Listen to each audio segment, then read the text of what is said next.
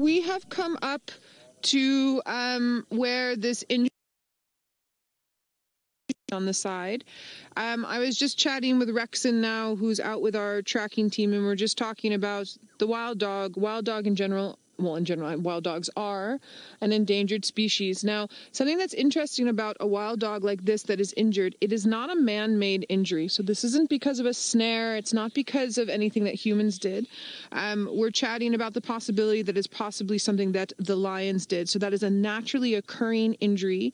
And yes, even though this is an endangered species, when it comes to something with a naturally occurring injury, how much as we as humans must intervene. Now, I need everyone just to take a deep breath, a very, very deep breath, and let's try to take our human emotions out of the scenario and talk about resources within the conservation community. We have very limited resources.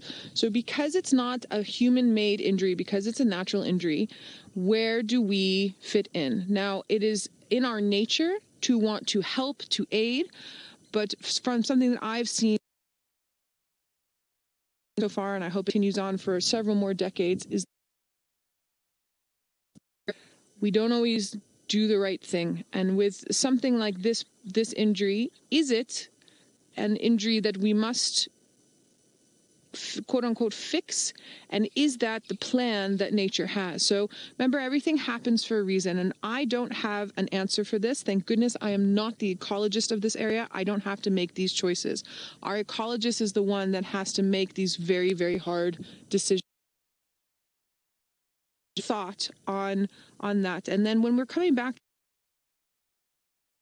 our resources well used in bringing the vet out, handling this animal who's never been handled by humans before, putting the animal through all the stress that involves. Scenario where we can't even fix what is wrong. So I just want everyone just to think about it a little bit. So for an exercise like this, to bring the vet all the way out here to manhandle this wild animal and to possibly not actually be able to fix anything with it, we're talking tens of thousands of rands, so we're talking several thousand US dollars. Putting shoes on anti-poaching unit feet, that could be money on expanding properties. Lecture anyone. I just want you guys just to really, really think. Let's take our emotions out and just really think about it. Now, this is my favorite predator. So when I sit here in scenarios like this, I do have a human